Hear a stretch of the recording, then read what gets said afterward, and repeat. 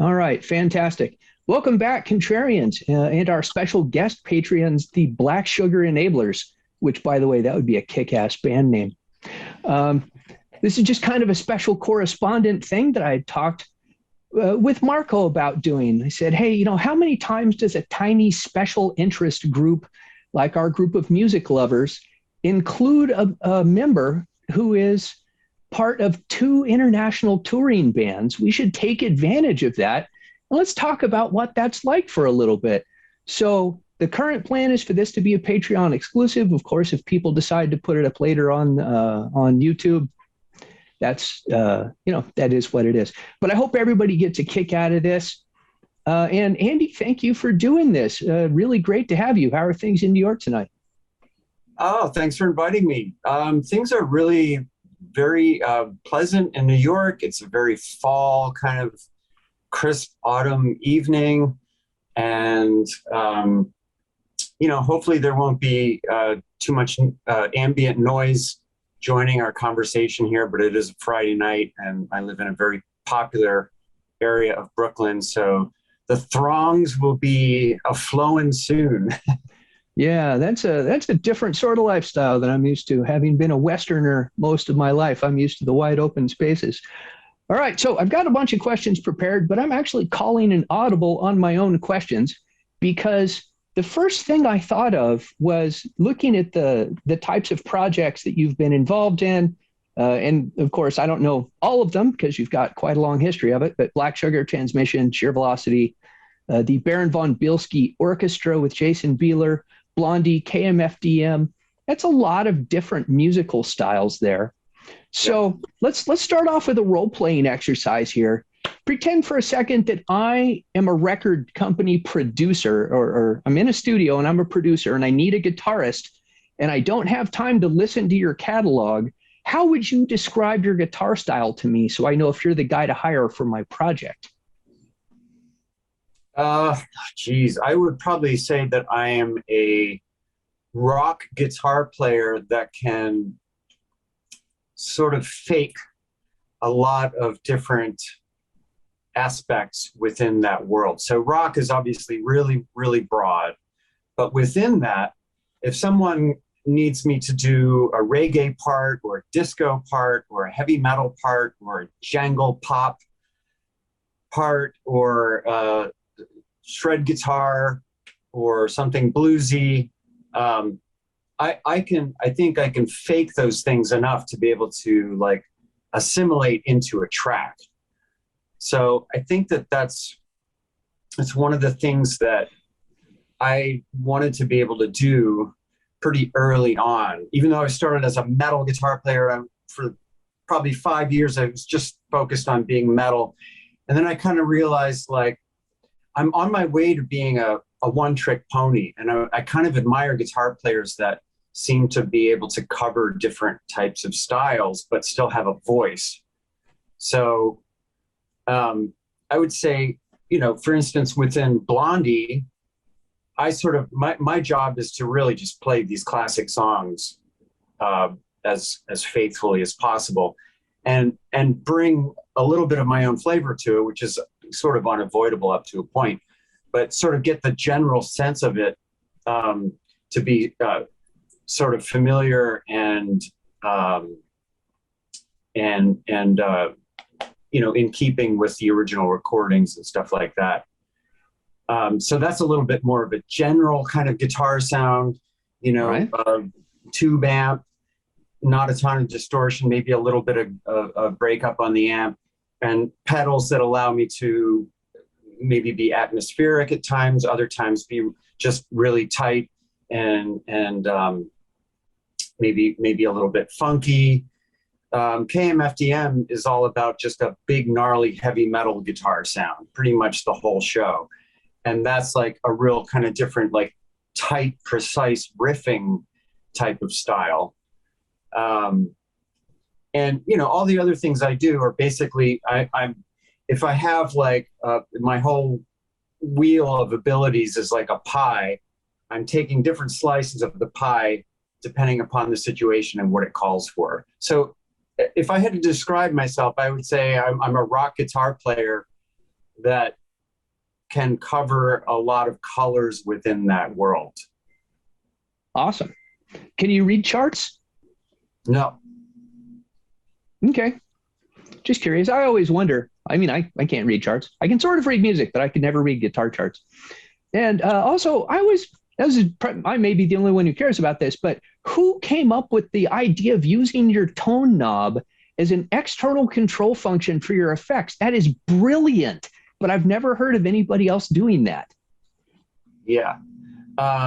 Just to finish, to one addendum to that, reading charts. I can't read standard notation, but I know chord. I could read if someone lays out a bunch of chord names. I can read that. Sure. The idea for the stun knob, as we call it, is the idea of a guy named Joe Waltz, who is one of the designers of Eventide's stomp boxes. Oh, and okay. he's kind of a super genius. It was his idea, and about 10 years ago, I had a Super Strat made out of parts, and I was already using Eventide, and I was an endorser of Eventide stomp boxes and good friends with Joe. And he said, when you get your new guitar, I'm going to put a mod on it. You're going to be able to control the pedal from the guitar, from the tone knob. And I was like, well, that sounds really cool. I mean, I didn't think I needed that at the time, but it sounded like it could be a really fun thing to play with. Right. And he installed this controller, which just looks like it doesn't look any different from a regular tone knob on a guitar, but it functions as an expression control for the Eventide. So I don't have that plugged in right now. I can't demo it, but I have since become absolutely reliant on that functionality in live situations. Sure. Does it only work with the Eventide? Actually, I've never used it for anything else, but ostensibly it will work with anything, any pedal that has an expression pedal input. Right. So that's basically this is going to be the other thing. There's an emergency room down the block. So wow. Probably every 10, 15 minutes, there's just like a cacophony. But I guess I could use it for any pedal that has an expression jack. See, I was wondering that when you held up that Red Panda particle pedal earlier, because that has an expression jack, right? Sorry if I'm going off in the guitar weeds here, people. This stuff interests me a lot. Yeah, you're actually, it's a good point. I would just need to implement the splitter and actually, now that you mention it, I'm going to mess around with this later. Well, I hope something cool comes of that. All right, let's get into our regularly scheduled program of questions then. All right, so these are going to be mostly about your history with KMFDM, a little bit about Blondie, depending on how much time we have.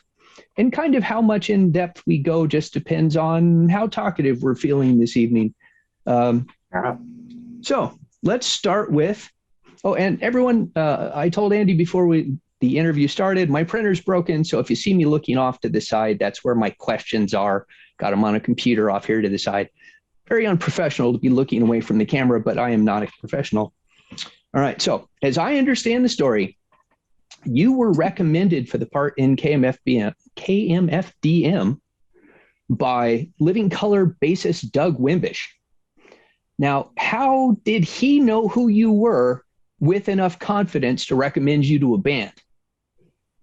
Okay, yeah. Well, first of all, Doug Wimbish is really old friends with Sasha Konietzko from KMFDM, which was something that was an absolute surprise to me. So Sasha needed a guitar player a little over 5 years ago on really short notice to do a KMFDM US tour.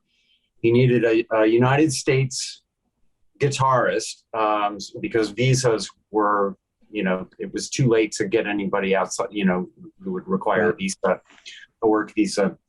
So Sasha called Doug Wimbish, and Doug Wimbish asked his bandmate Vernon Reed for recommendations. Now, Vernon I've known for probably, I don't know, God, got to be almost 15 years now. And he's always been a really big supporter of mine. And he gave my name to Doug. I think he might have had one other name that he gave to Doug. And so Doug called me one morning and told me the deal. I called him back. He conferenced in Sasha from Hamburg, Germany, and the three of us got on the phone and we were just talking about, okay, can we do this? This is what it would entail. And I kind of had to make a really quick decision, and I decided to say yes to the gig. I had to cancel 6 local shows because this was about to be, this tour took place in October of 2017. So that's a busy time for gigs.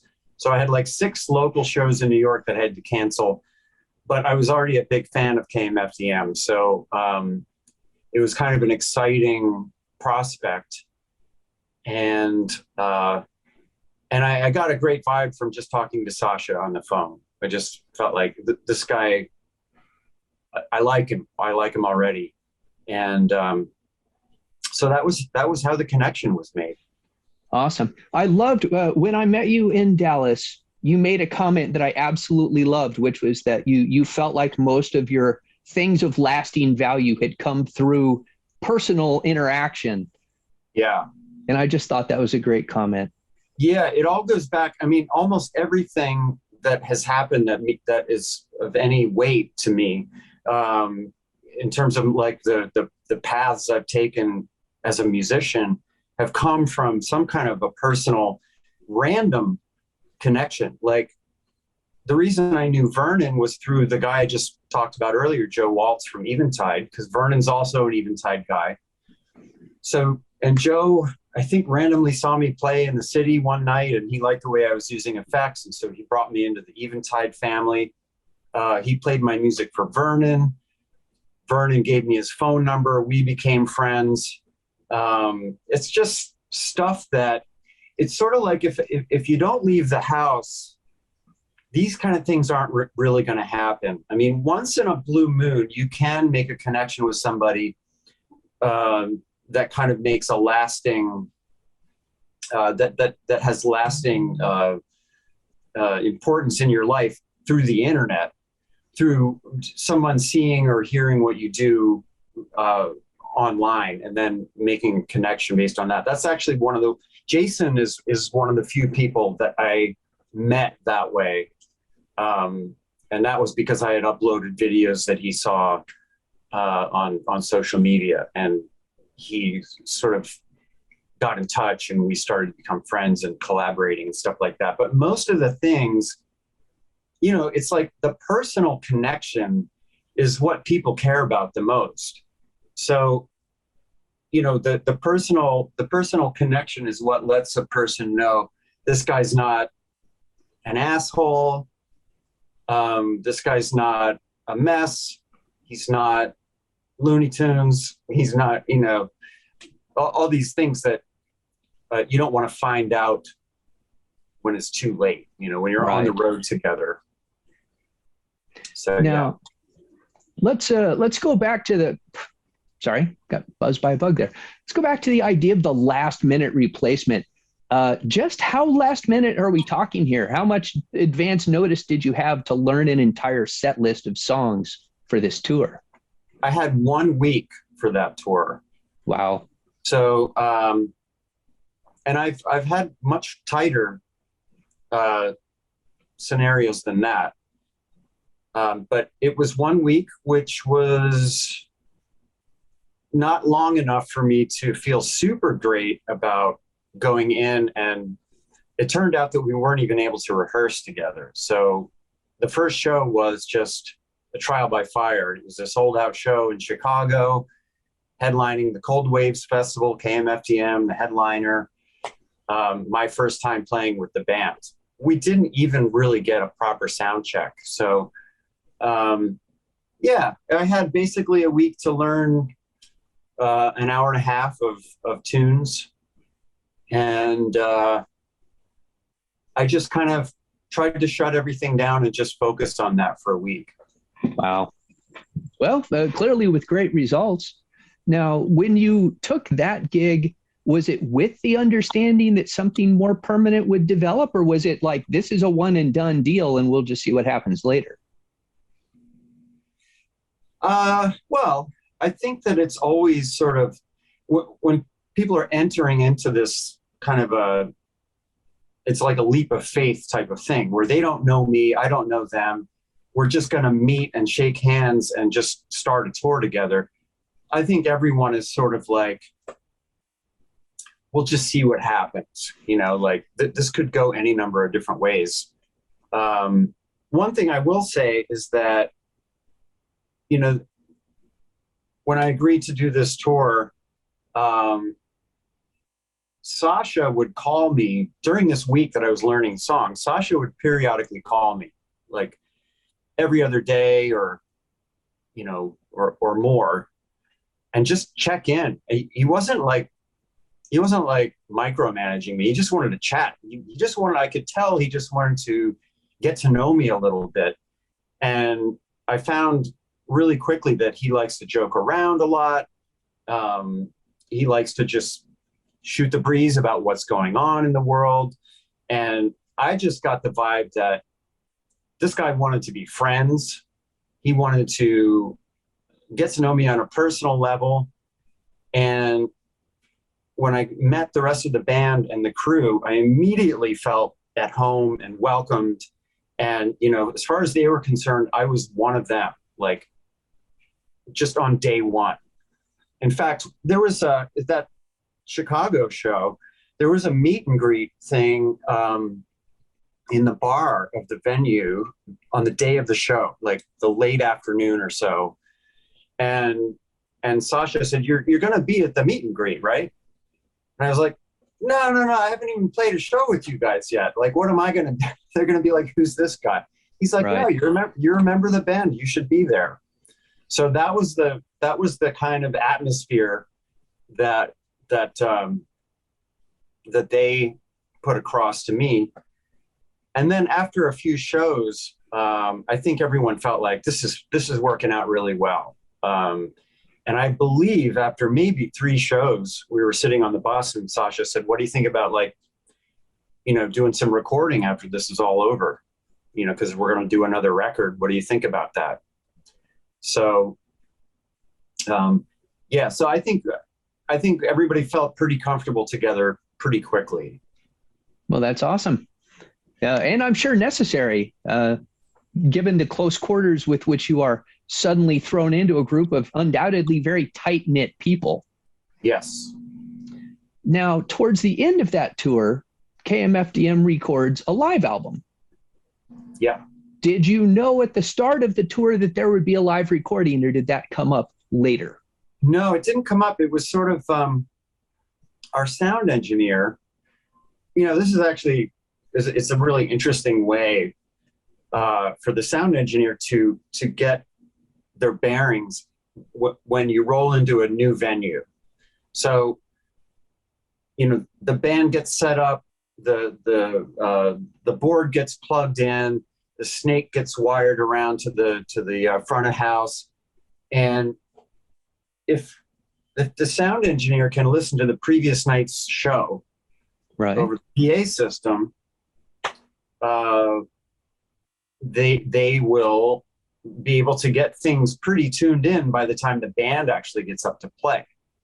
So our sound guy was just recording the shows probably just for that purpose. And I remember we'd all be sort of wandering into the venue and hearing ourselves like blasting over the PA system from, the recording from the night before. And we'd all go, this sounds amazing. This sounds really good. And so I think it just sort of the idea dawned on everybody like, well, these are recordings that are worthy of releasing. So I didn't know that it was going to be turned into a live album.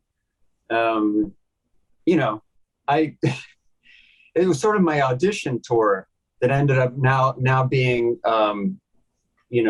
captured for all posterity for right. the rest of the time. So, but it's fine. It's a pretty honest document of that, and I think in that sense, it's good. It is an accurate picture of what that tour sounded like. Okay, I'll buy that. Now let's see here.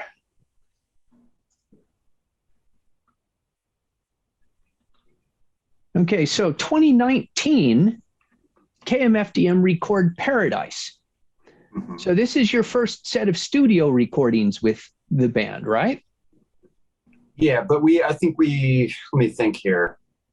I think we started recording, we started working on that stuff right after that tour. So okay, we kind of all got home and maybe took a week to catch our breath and then started passing ideas back and forth. So, but yeah, 2019 is when the album came out. So we kind of worked on that for, a good solid, I guess it was over the course of a couple of years. Okay, so we're talking about band members that live in a pretty wide geographical dispersion here. Walk us through the songwriting process. How do you write a song collaboratively across the ocean? Yeah, it actually works out quite well.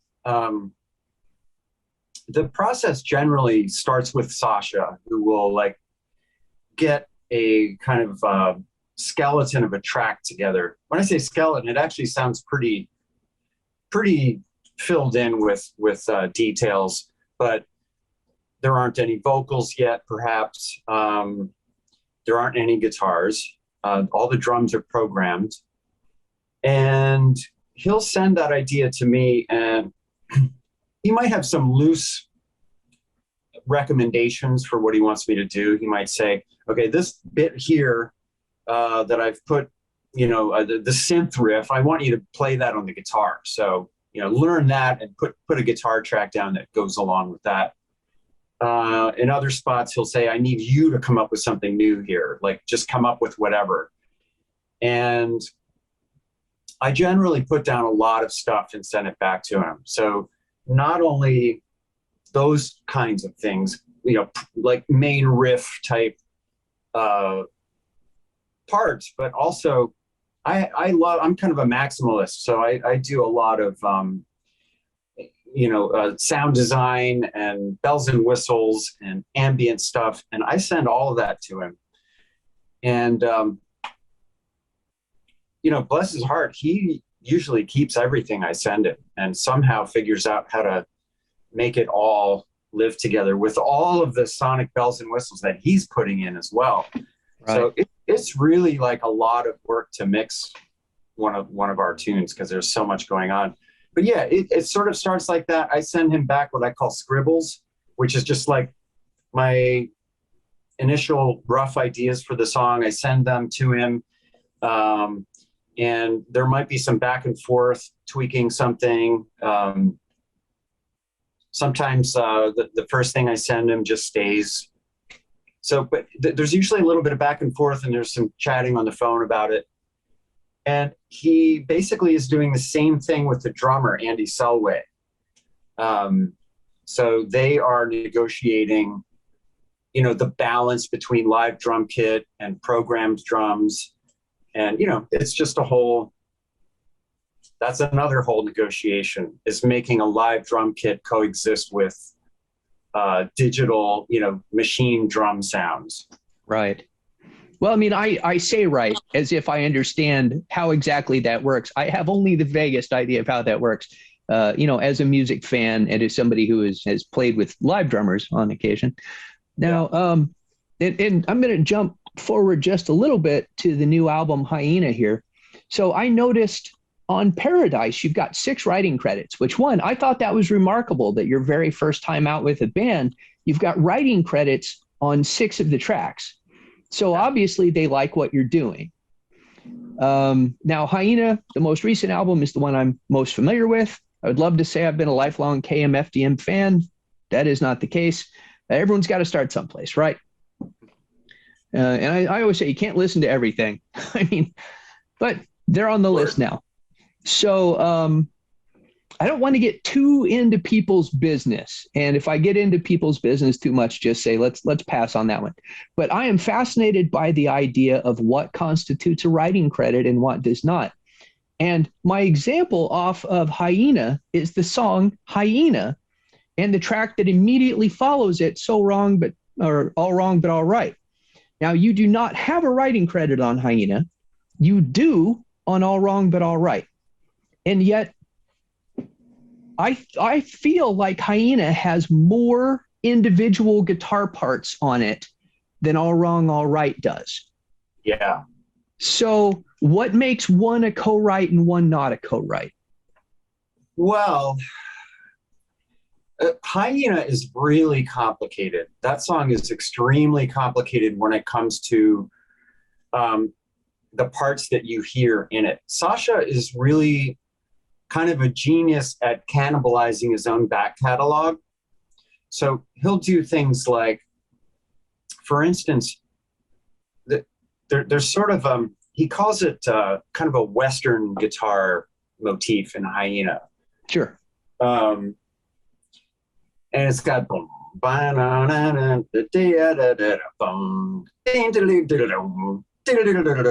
where everything kind of drops out except the guitar. Yeah. I didn't play that. Oh, okay. That is, if I understand it correctly, he took the guitar parts from the chorus of Light.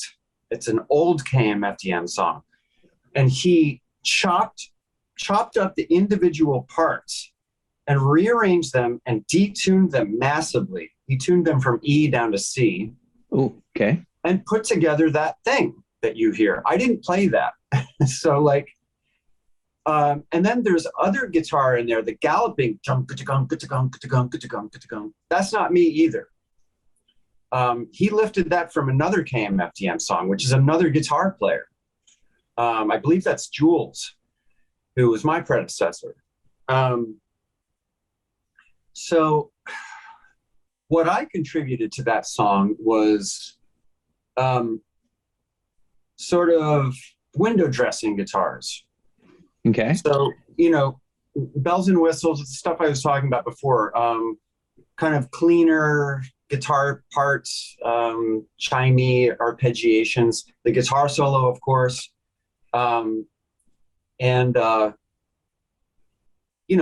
Even that melody,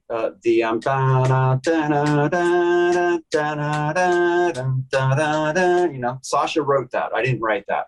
Oh, okay. So basically, I'm sketching around an idea that he put together out of all kinds of weird ingredients. Because Sasha's not like, he'll say this himself, he's not like a traditional musician. He doesn't write with an instrument. He doesn't particularly play an instrument. He plays a little bit of bass, but he programs. He sits down at the computer and he uses samples. He uses, MIDI instrumentation, and he creates stuff inside the box of a digital audio workstation. And then we add the live instrumentation to it that makes it kind of become this hybrid thing between electronic and organic instrumentation. I would say, what constitutes a writing credit? That's a really, really weird question because it's nobody really knows. Okay. It's sort of a negotiation. We sort of have to negotiate this every time. And nobody is like, we're not fighting over anything. We're just sort of shaking our hands and saying, all right, sir, you get 20% on this, and I'll take 80, and on this next song, maybe you don't have a writing credit, but this one over here, because you have like All Wrong but All Right is a song that I got a writing credit on there because I composed that really long guitar solo in it. Okay. So normally you wouldn't think a guitar solo would be grounds for a writing credit, but because that guitar solo is such a long feature in that song, we both agreed that warranted a writing credit. And then also In Dub We Trust is another one that I didn't write the basic chords of that song, but I created so much guitar instrumentation in it that there's very little going on without the guitar parts in that song. It's actually a bit minimal, harmonically, let's say. Right. So we agreed that I would have a writing credit on that song as well. But typically, a writing credit means I wrote some kind of a riff or a melody or something that we all agree is crucial to the song. If you took it away, the song wouldn't be the song anymore. Sure. It's really, this is a subject that like people argue over to the end of time. Well, the common wisdom now is that bands make all of their money on the road, not from album sales. So does that make songwriting credits less contentious? Probably, yeah. Yeah. I mean, we're not going to buy yachts from record sales, you know? So yeah, maybe it does. You know, I guess the thing is that in the back of everyone's mind, you never know when a Netflix series is going to come along and use one of these songs. Okay. You know what I mean? True. Or a movie placement or something. Those are really big windfalls for publishing. But I feel like none of us is really jealously guarding our share of the songwriting credit. I think we're all just very reasonable about it. But yeah, I mean, you're right. When you're squabbling over pennies, it's sort of like, whatever, you know, I'm not gonna go back and forth over a couple of percentage points on a writing credit. Right. Well, now I would love to see KMFDM in a Netflix show. That would be a hell of a thing. All right. So let's move forward now to 2020. So KMFDM released the N-Dub Remix album. Now I found this really fascinating. So I wanted to compare. So I took my favorite post-Hyena song from the concert, which was How Rook.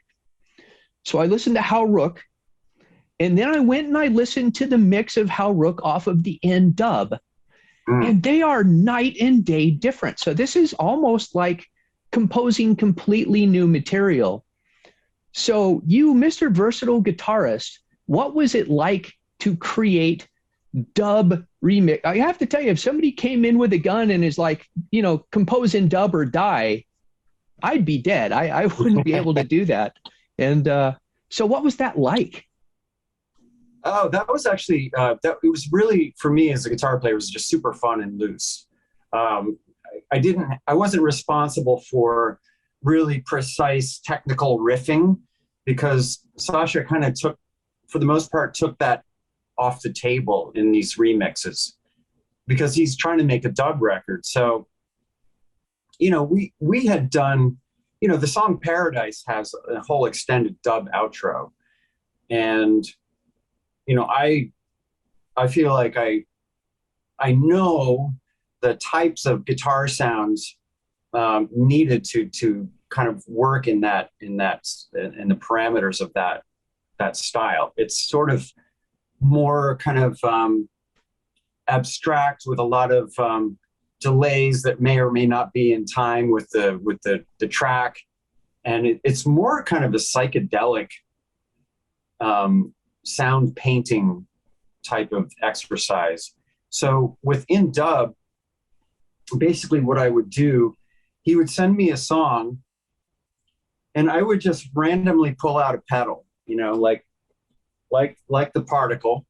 This is one I definitely used quite a bit on that record. I have a handful of pedals that I really don't understand how they work. And I like that for this type of situation where I just want to create like kind of abstract soundscapes.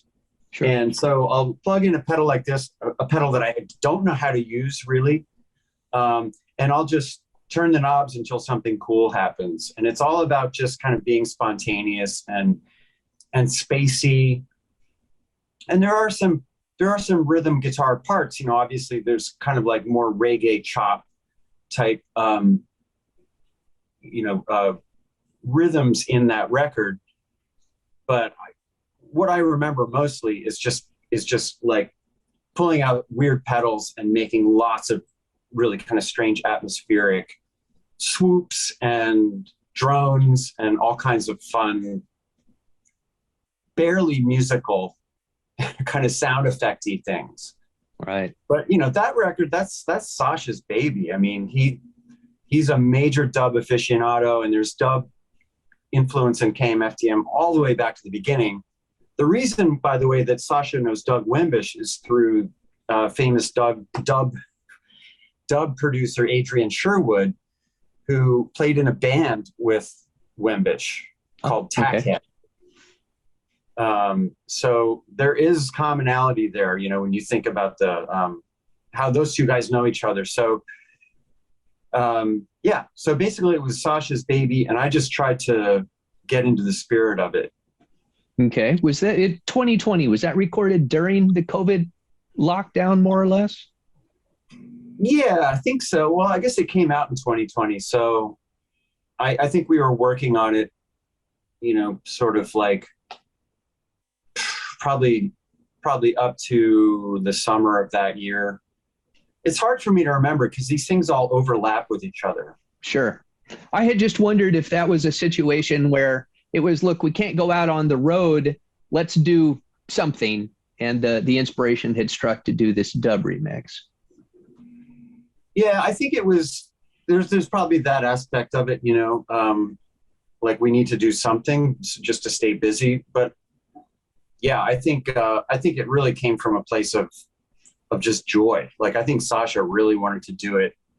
And, you know, he was just really excited to just be able to put out something that is creatively rewarding, but It's a low pressure release. Because this isn't going to be like, you know, you talk about sales. I mean, a remix album it's kind of a sidebar, you know. Right. And you guys did not tour Paradise, right? Right. We weren't able to. Okay. All right. Let me catch up with where I've been doing pretty well off the top of my head here, but now I need to go to my question list. No worries. Let's see here. Okay.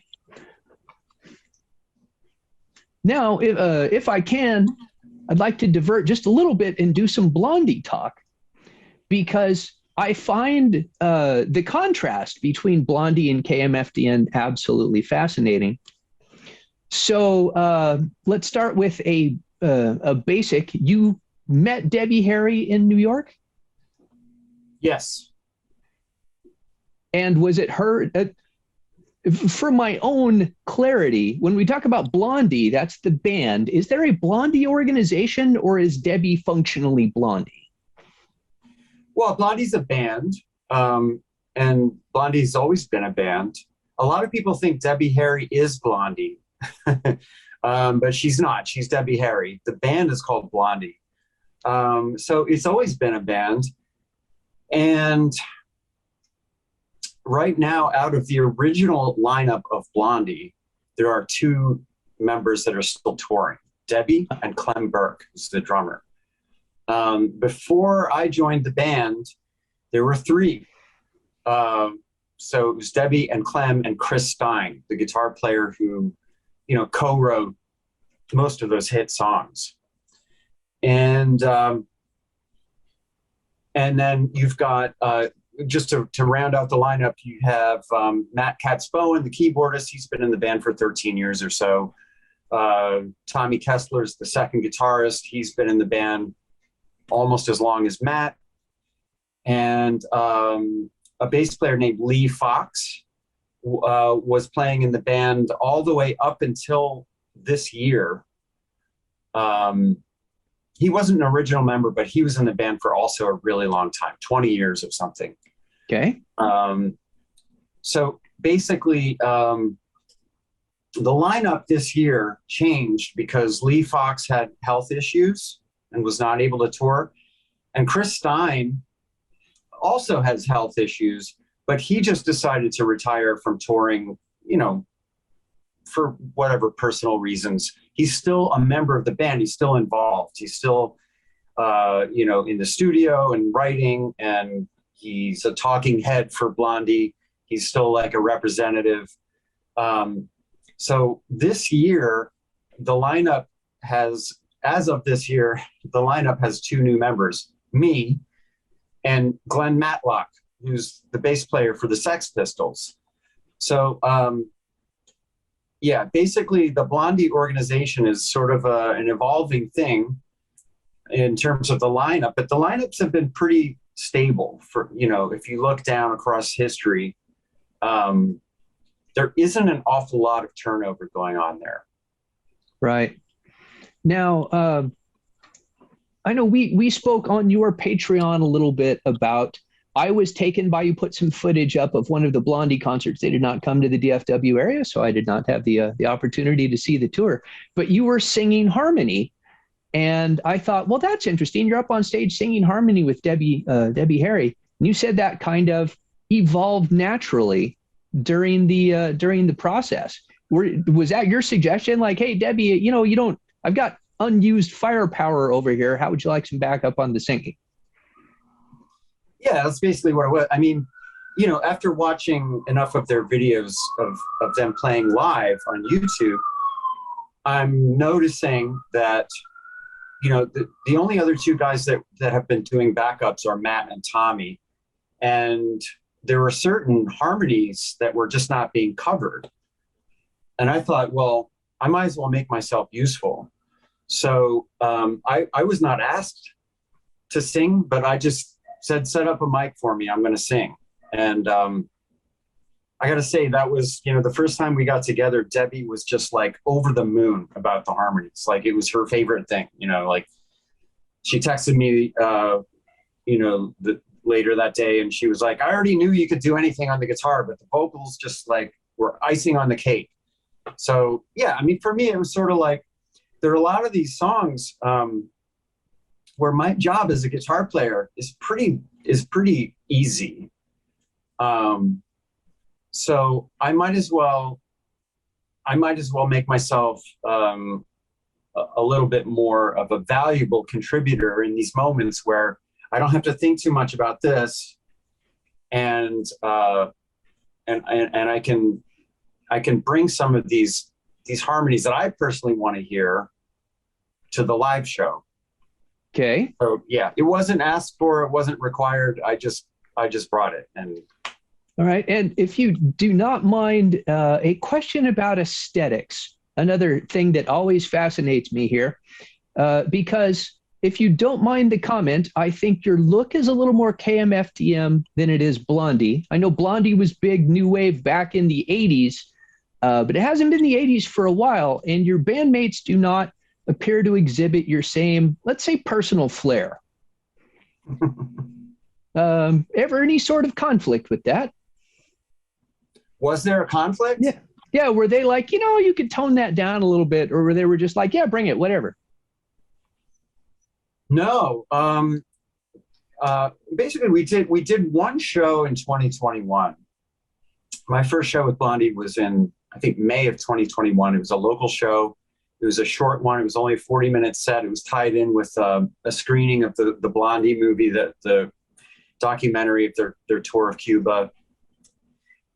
So it was like a 40-minute set, hometown show, low stakes kind of thing.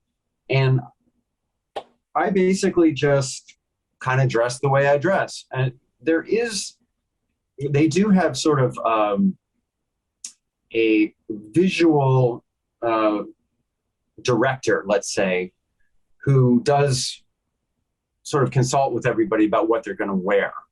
Okay. It's just so that everyone color-wise is sort of harmonious. And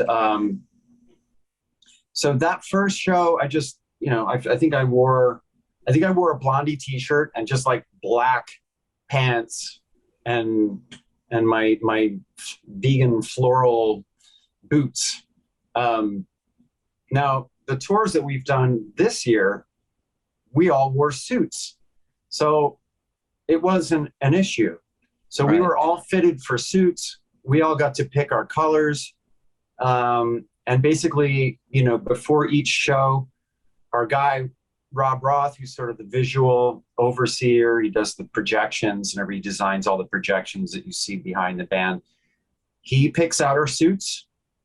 He picks out 5 suits that all work well together, that will work with whatever Debbie's going to wear that night. And it's great because I don't have to think about it. I walk into the dressing room and there's my suit. That's the one I'm going to wear tonight. Done. I don't have to pack a bunch of stage clothes. I don't have to clean the suit. So, okay. Yeah, no, there was never any, nobody ever told me to cut my hair. Nobody ever told me to tone it down or anything. All right. Well, as long as we're here, if you don't mind, compare and contrast a little bit what it's like being on tour with Blondie versus being on tour with KMFDM. Yeah, I mean, it's really quite different because KMFDM is like boot camp. It's like you play every single night. You're traveling every night. There is a really good crew, but it's minimal. So we have like 1 stage tech. We've got our front of house engineer who is also the tour manager, who's also doing our monitors. So there's a guy that's really doing 3 jobs. We've got another guy, sort of a general roadie who helps load in and load out, but also is kind of a security guy. He can run errands. He's actually an extremely useful guy. His name is Pedro Rodriguez. And on top of everything else, he made these great little supercut videos every night of each show that he would shoot while we were playing. Right. We do have a lighting engineer, which is, as you know, the lighting is a big part of KMFDM. Yes, it is. So and we have a merch guy who also gets up and performs with us every night. So, it's that, I think I got through everybody, of course, as the bus driver. But Blondie's a much bigger organization. There's like a 20-person entourage altogether, I believe. It's also a lot more cushy in terms of days off. So typically you do a show, you have a day off. You do a show, you have a day off. Maybe you do 2 shows in a row, you have another day off. There's a lot more staying in hotels. Everybody has their own room. It's really nice hotels. Everybody flies business class. So it's cushy. There's plenty of time to rest, and everyone can sort of have time to themselves and decompress in between shows and all that kind of thing. There's catering, so I like both types of touring because, the one side is kind of luxurious, but the other one is more intense. And it's more like, I kind of like playing every night. I think I like that better because the band just gets tighter, and it just gives you like a purpose every day. Yeah, that's basically the difference. It's one is more relaxed and more cushy, right, and more loose. Also, playing on stage with Blondie is much more loose and fluid. It's all live rock and roll. Arrangements can be stretched or condensed. Tempos fluctuate. There's spontaneity. There's all kinds of good stuff going on. Okay, so we're talking about the difference touring Blondie and KMFDM, which caused me to have another thought here. As you were mentioning, Blondie's got catering and it's a nice cushy situation. So we've talked a little bit about your mostly vegan lifestyle now. Does that cause you problems on the tours? Yeah, it's hard to, it's hard to control your food choices. It's hard to control the options that are going to be available to you in any given place. With Blondie, man, we had amazing catering in the UK, and they always have vegan stuff, just tons of it. And there's multiple people in the Blondie camp that are vegan. With KMFDM, what we do is, rather than having a dressing room rider, which is basically like the venue provides, some food. It's not meals per se, but it's just food and drinks in the dressing room that are sort of, snacks basically, or, you can sort of have whatever you ask for supplied. Rather than doing that, we get a buyout. And that means we're all free to go and find our own food. So, Okay. Most cities have vegan stuff that you can find. I'm not a strict vegan. I do eat fish occasionally. So it's not that hard. If it's desperate times, I will eat something that has, cheese.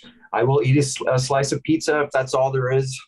But yeah, it's just harder to do that on the road because sometimes you're just in a place where there's not much to choose from food wise.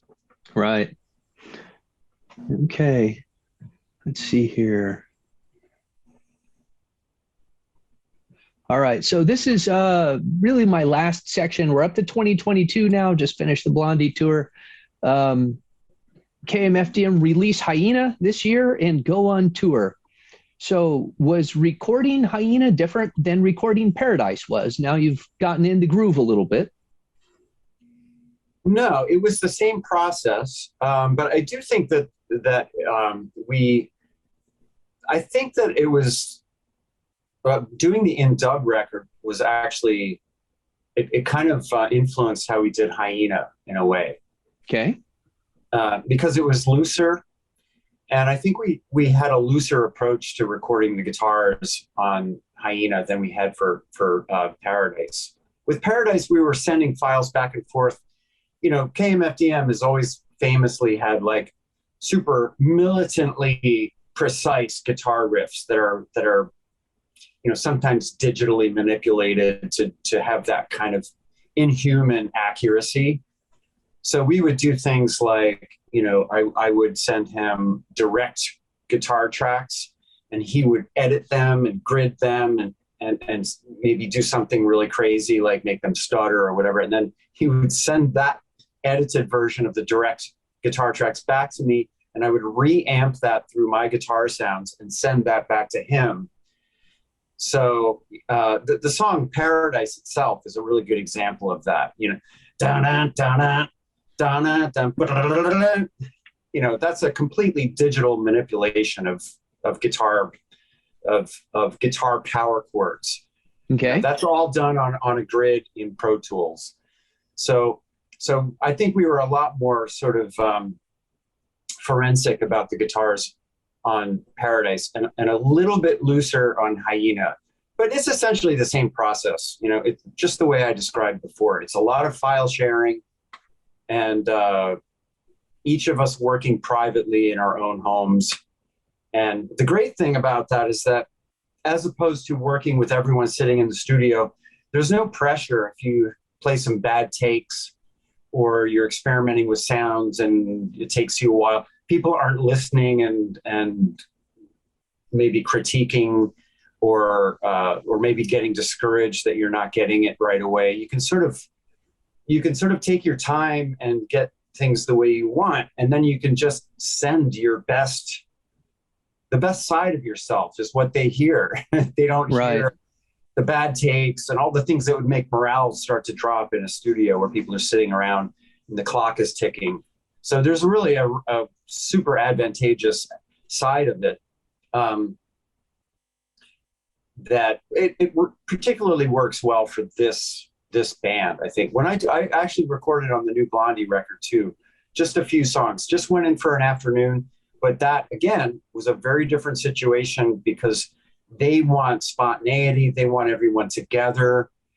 They just sort of have this I would call it a more old school, sort of organic way of laying tracks down. So when I went in there, I had heard the songs I was about to play on, but I wasn't able to sit at home and meticulously craft this thing. I had to go in and just kind of play whatever came to mind, and then have some conversation with the other band members and the producer about, oh, maybe we could do something like this. And then I would dial up something on my pedal board, or, maybe pick up a pedal that's lying around the studio, and just, it was way more spontaneous. And there was a little bit more, I don't want to say like committee type decision making, but other people would put in their 2 cents. It was very harmonious. It wasn't, you can imagine where that could get messy, where everyone's putting in their opinion, but it wasn't. Chris Stein was there. Debbie was there.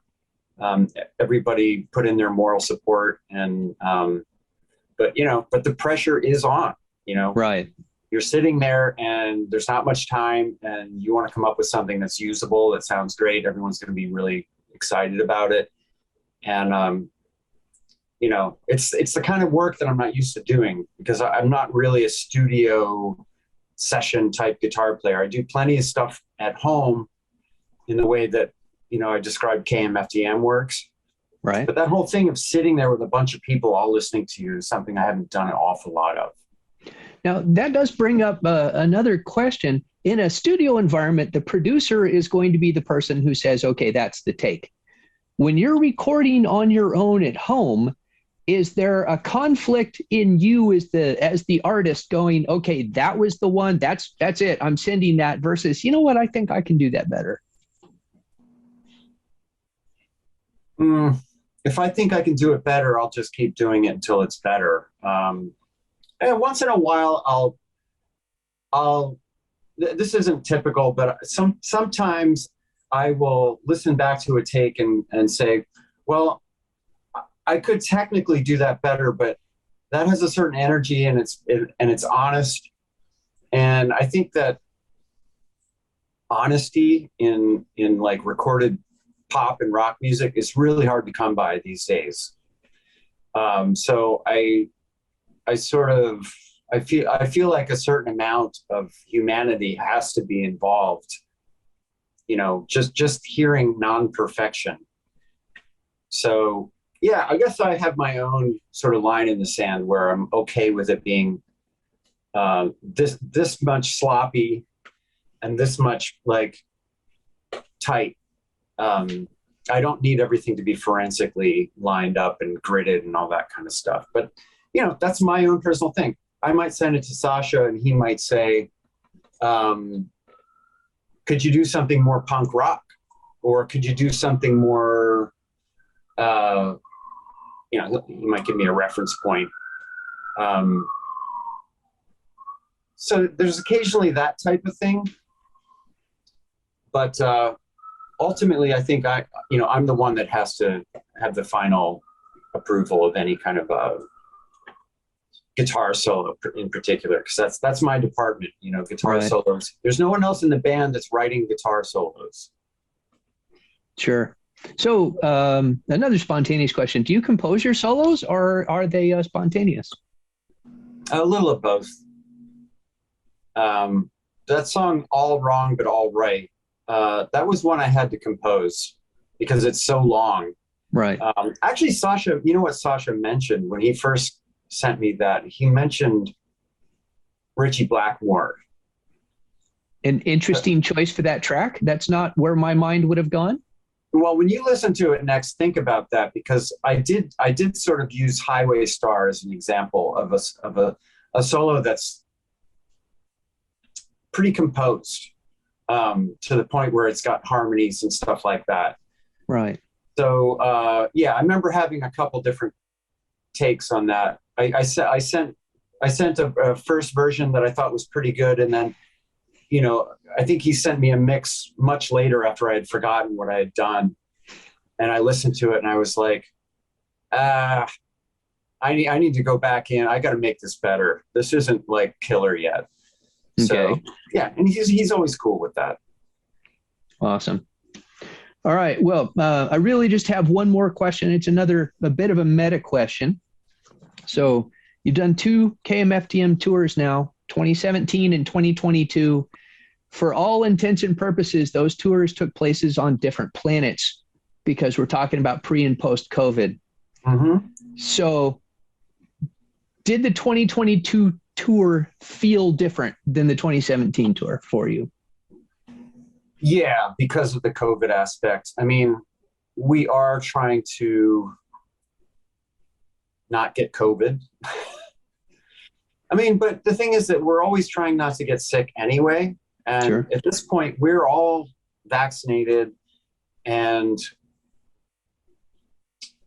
if one of us does get COVID, that's bad. But if one of us gets a cold or gets anything, that's bad too. So we just don't want to get sick. There's no overseer that's giving us COVID tests every day and making sure that we are all testing negative or anything. Like every band is sort of policing themselves. So it felt a little bit different. Yeah. The Blondie tours were way more strict as far as staying in the bubble and everyone needing to wear a mask all the time. And, we're sort of all agreeing that we weren't going to go out into public places on our days off, or, indoor restaurants and bars or museums or clubs or anything like that. And, we all honored that because nobody wants to bring COVID into the group and, get anybody sick. If Right. the singer gets sick, COVID is it can be a deal breaker. So you don't want the singer to get COVID. I think that with KMFDM, we basically had a policy of nobody's on the bus except for the band and crew, and nobody's backstage except for the band and crew. So that was different. I remember the last time around, we had a lot more kind of friends and family and people just floating around backstage and sitting on the bus after the show and chatting and stuff. That was all off limits this time. Sure. Okay. Well, that's all I had. Thank you very, very much for answering all of my questions. You have anything you want to plug? Nah, I got nothing to plug. Okay. No, but this was cool. And it was great to meet you in person in Dallas. Enjoyed that. My wife says hi, by the way. Yes. Say hi to Terry for me as well. Is it Terry with a Y or an I? With an I. Okay. Yeah, it was really cool to meet you in person after having chatted with you on the Contrarians many times. And, I